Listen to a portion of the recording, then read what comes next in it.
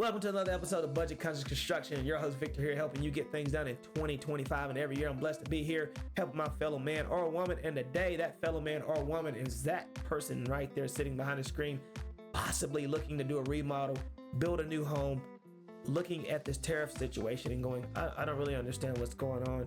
Is it going to get that bad or whatever? I'm going to simplify it and give you a little bit of hope and say you should still consider. Give you 3 reasons why. I'm going to take my personal data that I had to go through from April 2023 to now.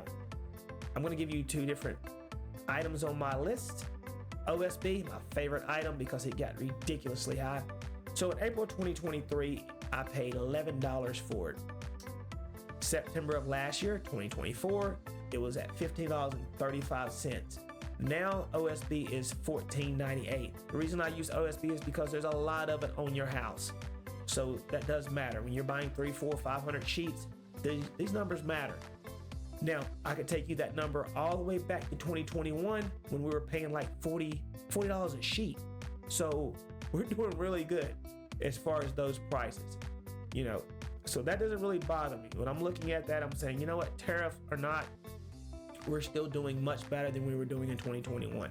All right, let me go down to 2x6x12s.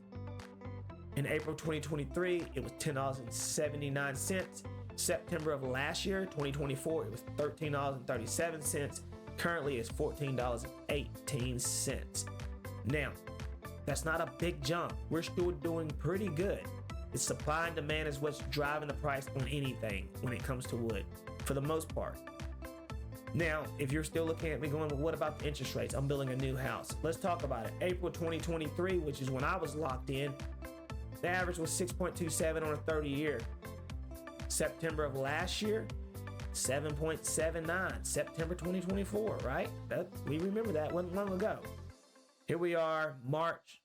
It is averaged out at 6.67 on a 30-year. That is a tremendous help to somebody who's trying to build. So I wouldn't really get discouraged if you're looking at all the stuff that's going on in the news. Third, but not least, I want to talk about the blue collar guy, the guy that I am, that I'm going to get called to come to your house, whether I'm building cabinets or built-ins or trimming your house or whatever I'm doing.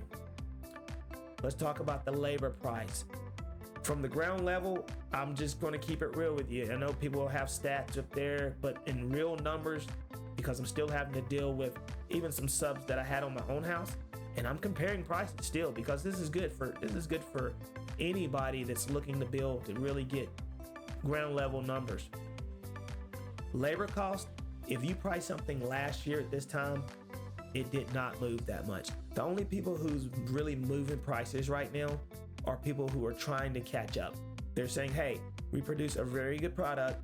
We deserve to get a raise because the cost of living is much higher, and it is. So we're paying more for labor than we normally would. It just costs more to live. There's no way around that. I'm a subcontractor.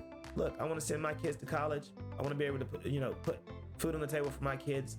I was one of the smaller contractors that did kind of say, hey, I've been behind the times. I need to move up a little bit.